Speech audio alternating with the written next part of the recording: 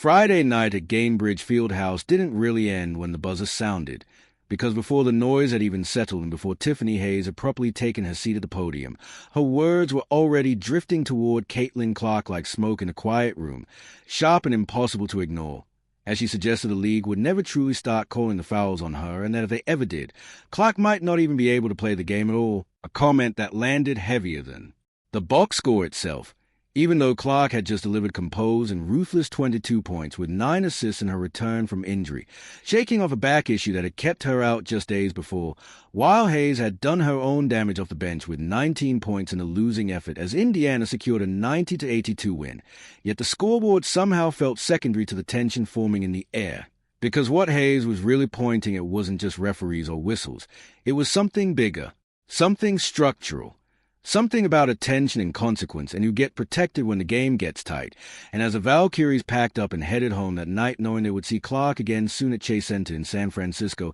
Hayes' words lingered, especially that one phrase about not being able to play the game, repeated in headlines and conversations like a line that refused to fade, because it wasn't just frustration spoken in passing, it was delivered unprompted, before question could even fully form, as if she needed the room to hear it exactly as she meant it, not as a response but as a statement. And that's what made it stick, because 3 nights earlier she had been on the floor against Clark, not as a distant observer but as someone directly in the collision of every possession, every whistle, every shift of momentum, and that context mattered. Because Tiffany Hayes is not a player new to this world or its weight. She is a 2024 Sixth Player of the Year, a veteran who came out of retirement at 34, signed by the Las Vegas Aces in 2024 after stepping away from a game only to return and immediately reclaim elite form, adding another layer to a career that already included all WNBA honors, all defensive recognition, a top 6 MVP finish, and a peak scoring season in Atlanta where she averaged over 16 points a game. A one-time All-Star who has played across multiple franchises over 13 seasons and nearly 400 games, and long before that she was winning national championships at UConn under Gino Auriemma, which means she has lived basketball at every altitude it offers, from college dominance to professional grind, from rebuilding teams to championship expectations, and that kind of experience changes how a player reads a whistle,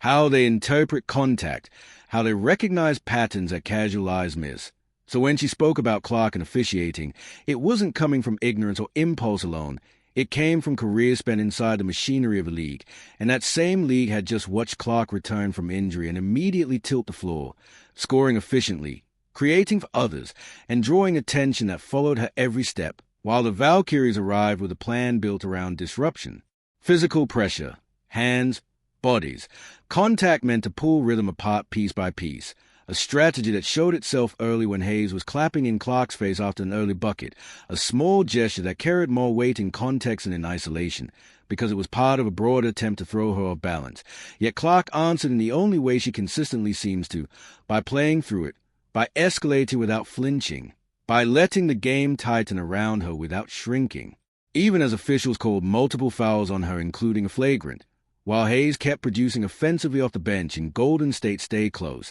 trading blows in a game that swung like a pendulum, Indiana briefly down double digits in the second quarter, missing shots and searching for rhythm before recalibrating, and then came the moment that shifted everything into highlight and controversy at once, when Clark pulled from deep, from almost absurd range near the logo, and buried a shot over Hayes that felt less like a jump shot and more like a declaration, followed by a stare, a tone, words exchanged that cameras and microphones caught but could never fully translate cleanly because intensity rarely fits neatly into broadcast language. And in the fourth quarter, the confrontation escalated again when Clark planted herself in Hayes' path and contact sent Hayes down, leading to a flagrant call and a fine. But no real slowing of momentum as Indiana finished strong and sealed the win. And after it, all the verbal aftermath spilled out like sparks. Clark's brief, "You like that," echoing through broadcast feeds. Hayes responding in language too sharp for clean replay without censorship. Clark answering back with "Bring it on" and "Let's go" and "Step up," each phrase stacking tension rather than resolving it, while teammates stepped in physically to separate space before words could become something else entirely, with Myisha Hines-Allen inserting herself between the two like a barrier born from necessity after dealing with her own physical struggles early in the game. And by the next morning, analysts and former players were already framing Clark's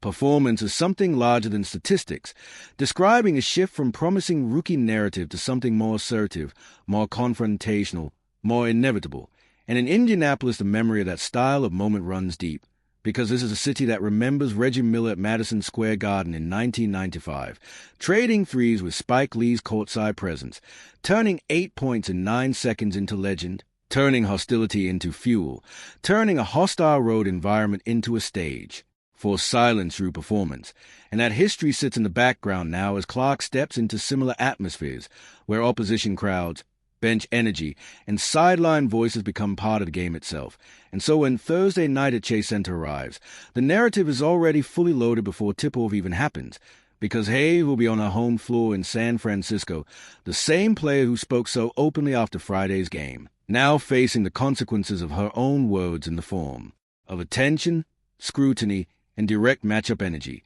While Clark arrives as a visiting force, the player everyone is watching for response rather than introduction, and the Valkyries will have defensive adjustments ready, higher pressure, traps,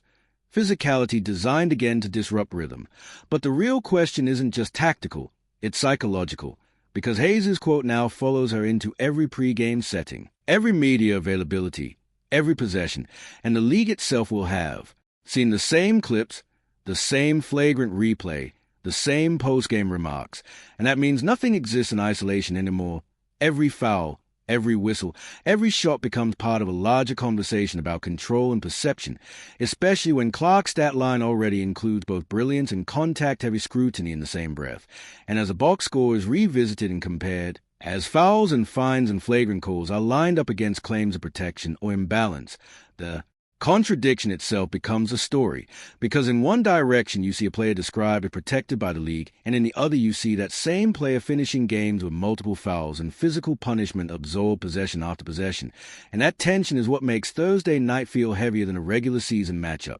because it's not just about winning or losing anymore. It's about which version of reality the game will confirm, and whether Hayes' statement survives contact with what actually happens on the floor when the ball goes up and the lights turn bright again. Because once the game begins, there is no press conference filter, no post-game framing, only possession after possession where every action either supports or destroys the narratives built before tip-off. And in that space, both players already know what is at stake, not just points or momentum, but the shape of how this moment will be remembered when everything finally cools down.